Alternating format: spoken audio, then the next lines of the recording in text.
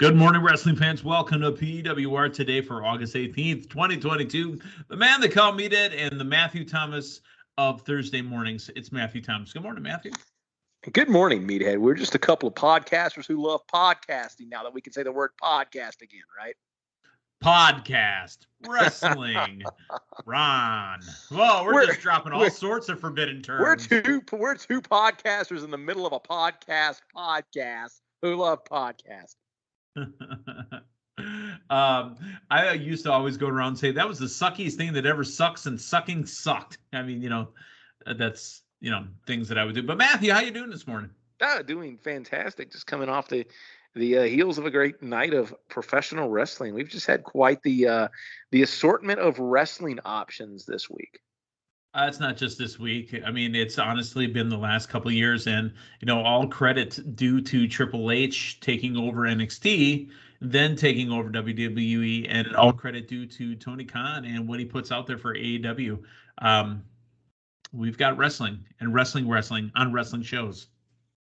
See what we did there? We brought it back around. Without that, and I know we're going to get into it a little bit, but your WCW Meathead did last night with the cross promotion.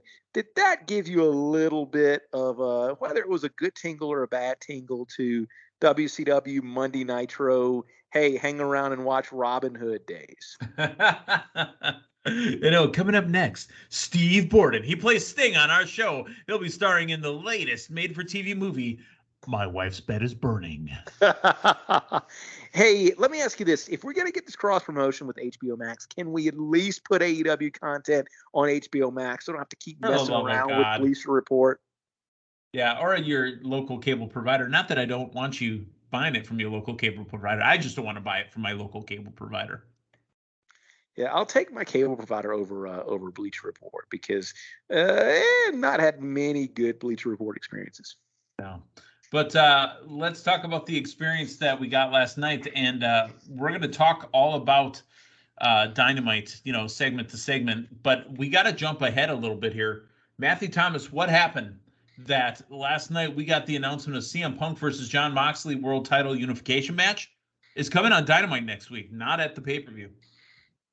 I don't know, and I don't understand it. I mean, it was a logical progression for the next show, and with the mic action we got last night, I thought it was hot, kind of like NXT Heat Wave. And, talk about a heat wave. And I'm like, man, we can get some good mileage, between this. It's less than a month away. Like, we could have probably gotten longer out of this. We could have gotten Rock Cena length of time out of this with these two guys. About WrestleMania to WrestleMania build? Yeah, once in a lifetime and once in a lifetime too. So I don't understand it. Like, I'm just kind of confused by it, to be honest with you. Well, I mean, it is what it is. The main event for All Out that we thought was going to be Moxley and Punk in Chicago got accelerated to next week, Wednesday. Now, the one thing that caught my ear after that was mentioned, Shivani dropped, hey, a lot of good seats still available. Are they struggling to sell tickets in Cleveland? And is that why they threw that match there? It's possible, but that seems really desperate. And it seems like a move that you wouldn't think AEW, would have to make at this point. It's a little bit, I mean, we talked about the Turner Cross promotion. It feels a little bit like Goldberg in the Georgia Dome.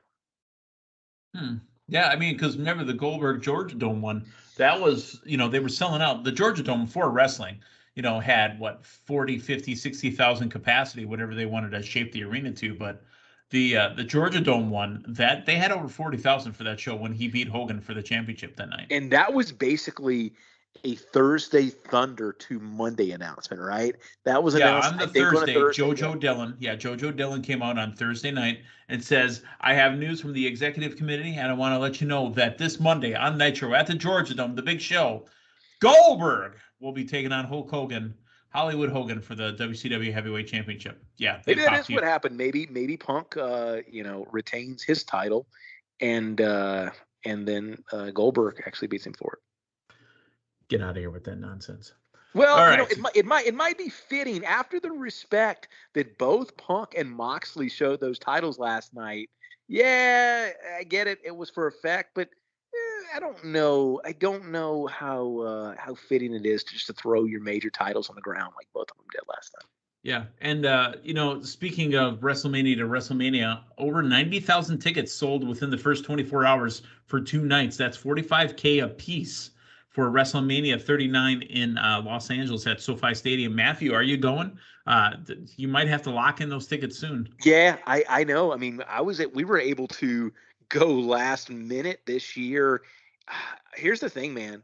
I think that there is an absolute resurging interest in WWE with the changing of the guard. It's kind of uncharted territory. And keep in mind, Meathead, this will be the first ever WrestleMania without Vince McMahon at the helm. And there's a But do you lot of also, people I was going to say, interested. do you believe it's Triple H that's doing that, or is it the rumored main event of The Rock and Roman Reigns? I don't think I mean, that's been cooking for a couple of years, and I think it's just I mean, you watch WWE, whether it be Raw or SmackDown or even NXT a few nights ago. Now the crowds are different, man. The crowds are more amped up. There is a it's a much different feel to the crowd, and maybe this is just my head, but I feel like you got a little bit of an older crowd now too. It doesn't seem to be as chock full of kids as it's been in the last decade. Like, I think there are some very interested and vocal fans that are interested in what's happening in WWE. Remember that TV 14 thing is coming as well from the USA Network, so it hasn't even arrived yet. We're We still watching think PG era. and honestly, man, like I have no idea. This is just absolute speculation, but if we keep getting what we're getting from AEW week to week, now last night was a little bit different, a little bit more toned down, but I wonder if that factors into maybe them sitting on it for a little while longer, because I think there's definitely a lane for people that don't want to see the gore that AEW has been pretty much putting on, week after week. And there Wait, might even Rhino's be, in AEW now? I thought he was in Impact the last I checked. yeah, he's Forbidden Door, or Forbidden Gore. Ha ha. But you got to stop and think too. We don't really think about this and discuss it, but there may actually be kids now who have been prohibited from watching AEW. If you've got a certain younger segment that, oh, Junior, you like wrestling, here's this other company. I know that fellow. You can watch this. At some point, man, that might have gotten cut back. I'll They tell you may what, have. Huh? Matthew, you bring up a absolutely tremendous point because with my kids around, my kids are 8 and 7, and they are not around to watch me watch Dynamite. Yeah. It just doesn't happen. I don't let them watch Dynamite, especially if that's what's going on. No, and it's really nothing that I had really thought about until right now. But it's just, man, it's not haphazardly. It's not every now and then. I mean, it's par for the course. It is. I be interesting to do the numbers on Dynamite this year and the amount of time that you get color. I mean, I feel like it's really picked up here, in the last few months as far as the consistency. But no, I just wonder because WWE's not, there's no need to try to compete with that. And there was a talk about the TV 14, but yeah, I wonder if they're like, okay, if that's the lane, we can kind of, hang in this lane. And I mean, you can produce very good content in TVPG. There's TVPG like we've got in the last month, and there's TVPG that we got during the celebrity guest host era, and so much of what we have, seen in the last few decades. Okay. You ready to get into Dynamite from last night? Oh yeah. All right, here we go. It starts off with the cult of personality. Crazy Mariachi Punk makes his way to the ring. He almost did a stage dive, but, had the belt. And, Punk started off great. Started off, he says, I come out with my game face on, and you guys always seem to turn me around and make me smile. I know I don't have the prettiest smile, but here I am. I have to ask a question before we get into Punk Moxley. What is behind the what I felt very unnecessary shitting on Adam Page? My read on it, it was to take the wind out of the audience a little bit, to get you ready. Okay, this might not necessarily be the Punk that you've seen since he came back, that you hoorah cheer, with absolute blind faith, who's going to dive into the crowd. This is Punk in a little bit of a different gear. Give the audience, give the announcers credit too. They immediately called out the fact that they didn't know if Page was there or not. It felt cheap and it felt like a low blow there. And that was, I think that was by design. Okay, all right. So if that's the case, let's move on. Punk is a bit of a heel. Punk is cutting his promo over and over and over. And the phrase that he kept saying, "Stop me if I tell a lie. Stop me if I tell a lie." A couple of the big shots. He goes, "Look, you're the third best member of your group, and it's the second time it's already happened. You're the third best Eddie I've ever shared a ring with, and you're the second best Kingston." So who's the other Kingston? The guy with the Jamaican accent. Yeah. Boom, boom. Who's the other Eddie besides Guerrero? Eddie Munster. Eddie Johnson. Yeah, Eddie Munster. That's exactly who it is. Eddie Van Halen, maybe? Was he they ever do a little crossover segment? Wasn't that a house show in I think it was Zion, Illinois? Eddie, you know what? I think I got it. Eddie Edwards. Oh, hey, there you go. Yeah. Eddie Edwards. All right. I was going to say, yeah, because I remember Eddie Van Halen versus CM Punk in Zion, Illinois. It was a house show back in the 2000s. Yeah, it's when they were doing the loop, and I don't think it drew that much. That's why it's kind of like Hogan and Flair. It just didn't draw at house shows. They didn't put it on WrestleMania. All right. Punk wants Moxley at All Out in Chicago because, again, Punk is a Chicago guy. Pay-per-views happen in his hometown, which they have shows there 3 to 4 times a year. Tony Khan, I know you listen to this program. I know you love Chicago. I know you spent time there. Enough. Give us one more show in Milwaukee. Yeah. I don't know if it's like a personal thing, but I'm getting kind of hot. Yeah. And, I mean, granted, we were like 2 shows before they closed down before the pandemic, but my goodness, give Denver some love. We got plenty of love to give. Tony Khan, the man they call Meathead, said it last night. He wants an excuse to come over here, run and go to Red Rocks. Tony Khan. Yeah. Book Red Rocks. Take the seats out and do it right at Red Rocks. What a visual that would be, especially with the drones over the top. Could you imagine? Like, could you do an in-stage wrestling event like that? Why not? You couldn't, like, yeah, I mean, you think about Daly's Place, because Daly's Place is a concert venue. Yeah. That would, interesting. I mean, you would shoot the, you put fans up on the stage a little bit. You put the ring in front of the stage. It's just like Daly's Place. Yeah. Oh my goodness. Could you imagine, dude? Red Rocks is beautiful. I would make a trip to Denver for that. All right. Let's talk about Mox coming in. This definitely has a big fight feel. And a couple of the other takeaways was making sure that Punk doesn't want to touch Moxley because he doesn't want to get blood all over him. Wow. I love that. And I tell you, man, I like the Snow Angels in the middle of the ring while Mox did his You know what? Punk did great. He goes, well, here he comes. I'm going to just do Snow Angels in the ring because we know how long it takes him to get to the ring. What this felt a little bit like, we referenced it, but you would when you go back to Rock and Cena, we would have shows on here. You can go back and listen in the archives where, okay, Cena got the best of him this night. The Rock was flustered. I think Rock had a leg up. That's kind of what this felt like, in the fact that at least you had the perception they had some leeway. They might not, have known exactly kind of what was coming out. But I think if you read the tea leaves here, wrist and the notes on the wrist. Remember, Rock wrote his notes on his wrist. Oh, yeah. Punk was speaking to a segment of fan that might not necessarily be so crazy about what Jon Moxley's doing now, about Jon Moxley's champion. And at least to me, as a prognosticator that I am, I feel like Moxley's first title run felt a lot different than this title run. And, I feel like interim. which he doesn't want to hear. Yeah.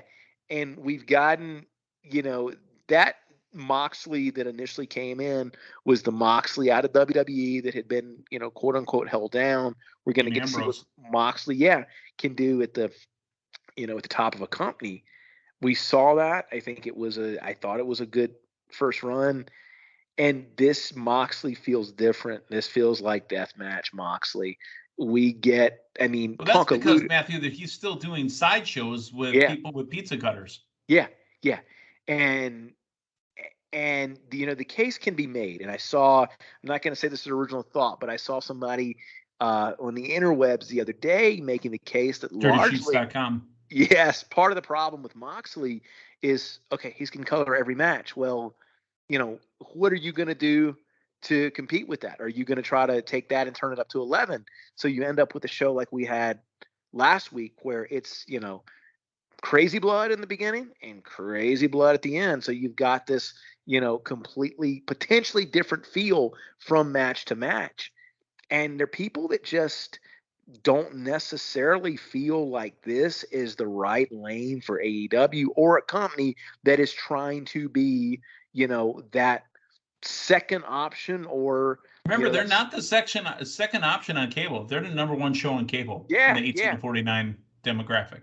And it just there's a segment out there, and of course there's a segment of, oh, you're too old fashioned, and this is, if it's not for you, it's not for you. But there's a vocal segment out of there that's not crazy about what Moxley's doing and about where he is as as your interim champion.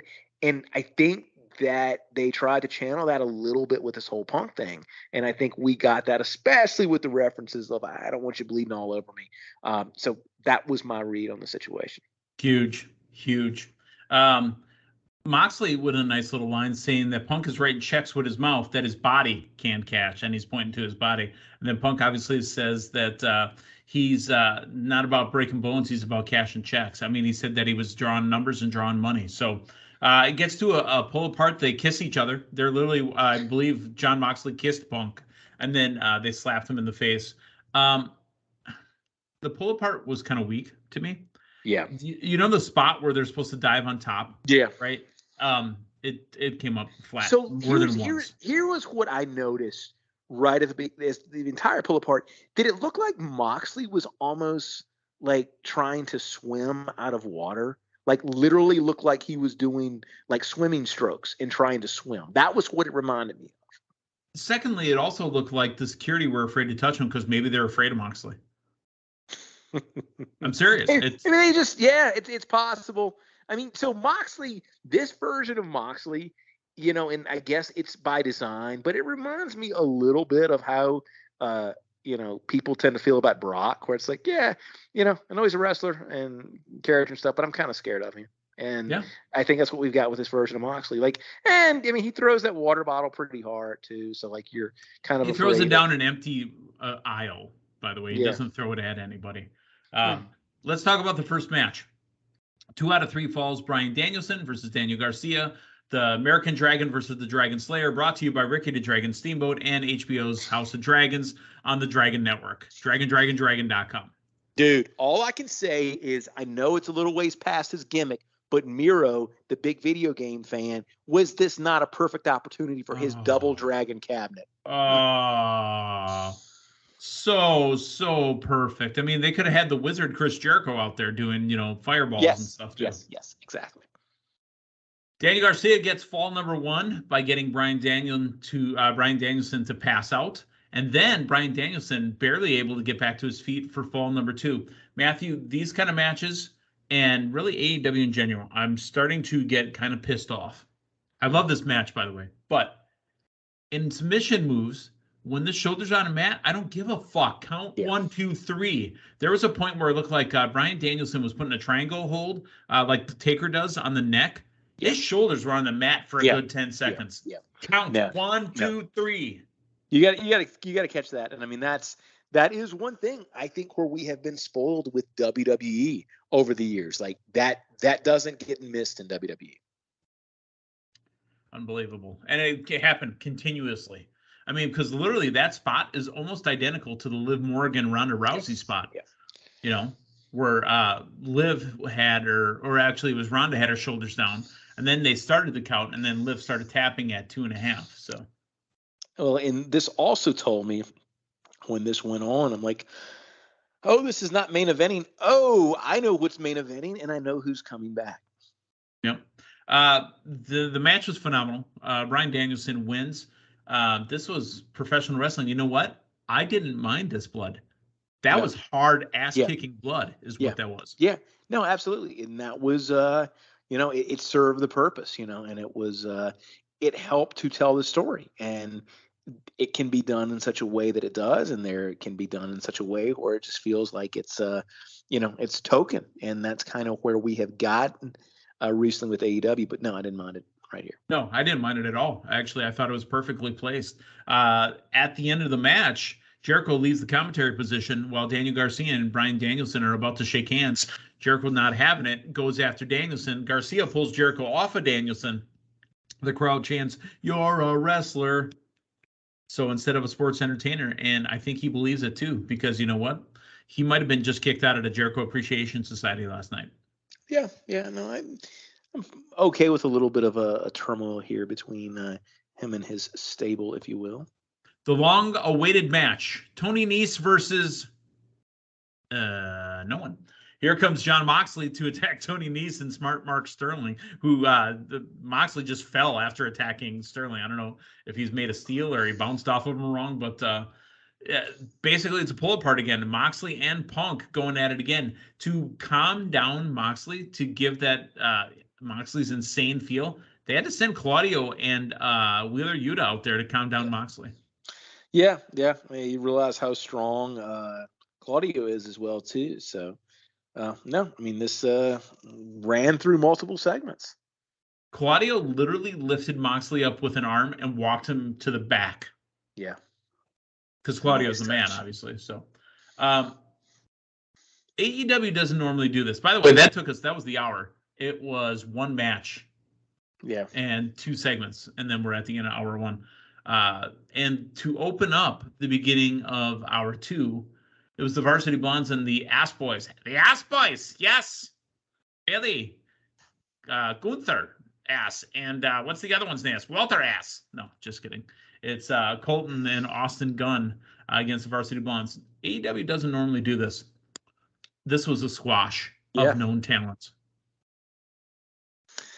Yeah, and I mean, let me ask you this. I mean, you think it was due to runtime? Everything you said earlier took an hour, which seems unprecedented with what we got in that first hour. So I just wonder if they were running tight on time, man.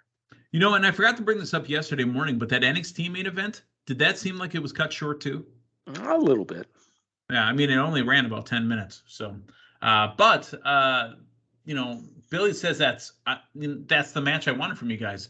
The boys really got it done. Here comes Stokely Hathaway, and Colton and Austin jumped the daddy ass from behind. Have you ever jumped a daddy ass from behind? Can't say that I have. The Acclaim make the save, and they're down for scissoring right in the middle of the ring. And they gave him the best friends treatment with the camera. Yeah. Well, hey, I think at the end of the day, you really want to get the Acclaim and Billy together so you can sell those Scissor Me Daddy Ass shirts. And I think that was a great missed opportunity. So I think they're kind of course correcting here. And here we go. We're off to the races. And I will say this, man, like Gun Club have been getting some consistent TV time over the last month. About time. Yep. They were the MVPs of the pandemic era. They were the ones cheering ringside. Absolutely. Although, is it Austin that I think I just thought he was taller? He seemed a lot taller during the pandemic. Quite possibly. Death Triangle and Pac have choice words for Will Ospreay and the United Kingdom. Is it United Kingdom? Am I saying their tag team right? Let's Aussie see. Empire, I think it is. Oh yeah. I was gonna say like they have harsh words for a country. Yeah, exactly. But next week in Cleveland, there's going to be another match in the Trios Tag Team Tournament. Jungle Boy was told that apparently a couple of weeks ago when he wore a shirt that said Christian Cage is a pussy, to never, ever wear that stuff on TV ever again. Well, that's kind of what they told me at the grocery store. Well, you had a Christian Cage shirt on too? Oh, yeah. It's the local Kroger affiliate didn't appreciate that. Okay, well, fair enough. The butcher liked it, though. not that. What about the butcher, baker or the candlestick maker? yeah. Me and the butcher, we got a good relationship, man. He gives me a heads up when they've got some meat they're discounting. Discount meat. That was my nickname back in college. I bet it was. Christian and Jungle Boy trying to work out a match for All Out, and Christian wants nothing to do with it. But then afterwards, Jungle Boy rebounds, drills Cage head into the steel steps about 5 times. Then he stomps Cage's hand before the referees break it up. We're getting the match at All Out. One would think, man, because you might have to fill that card up now that you might not have a title match. I think there's going to be another match. Honestly, we didn't talk about it, but let's come back to it. The shitting on Page. Does Page show up next week? And does he insert himself into that match, into that main event? And does it become a triple threat? Doesn't feel right, man. I don't know what the end game is there, but I just don't know. That doesn't. I think you still get Punk and Moxley at the pay-per-view. Even though we gave it away for free on TV, now we expect people to pay for it at the pay-per-view. Some type of stipulation, and I'm a little bit concerned with the whole blood and gore, right? That it is a stipulation match. That, hey, I mean, dude, Punk's coming off of a dog collar match with MJF not too long ago, and Moxley's just looking for an excuse to bleed. I'm a little bit concerned that that's what they put on the pay-per-view as some gimmick match where there's going to be a lot of blood. FTR in the backstage with Wardlow reminding everybody that they're still the Pinnacle. Really?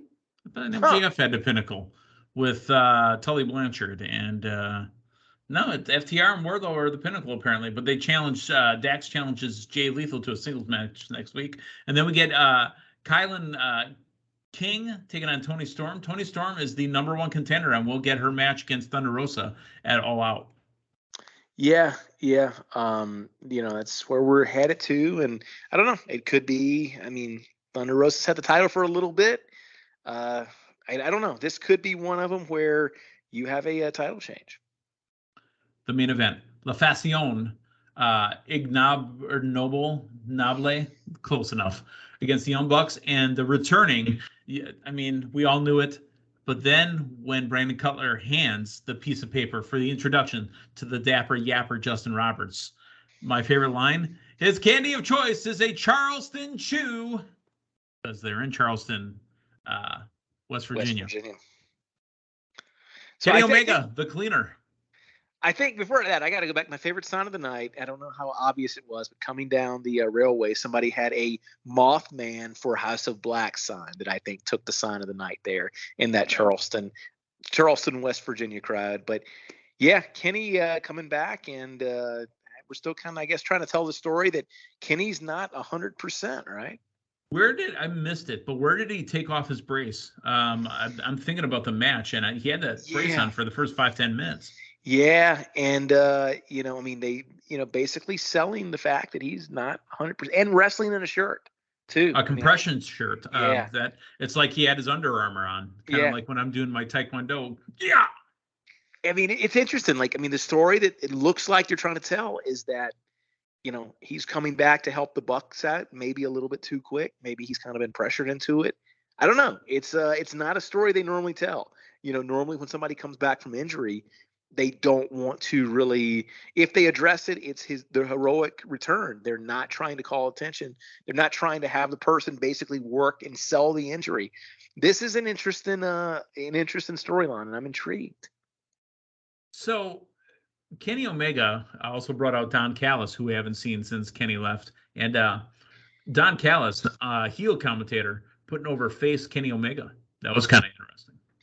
Yeah, I am curious to see where this goes. But if Paul Heyman's doing voiceovers, then maybe Callis can put over Kenny. There you go. All right. The winners of the match, Kenny Omega and the Young Bucks, they're going to move on to the next round of the Trios Tag Team Tournament. Next week, it's Punk and it's Moxley. I can't believe that we're getting that not on a pay-per-view. Yeah. And, if you're going to do this and go to, some type of no finish or whatever, you would think you would lead with that initially. It's like, all right, let's do it next week. And it's like, oh, well, what are we getting at the pay-per-view? It feels strange, man. And I know it wasn't a decision made backstage, but it feels like it was legitimately made during the course of the show. I think that, again, I think the Hangman Adam Page stuff plays into it because he said some unprofessional shit about him, to be completely honest. It made me a little uncomfortable. I hope it was just, as you said, by design to get Punk heat with the crowd.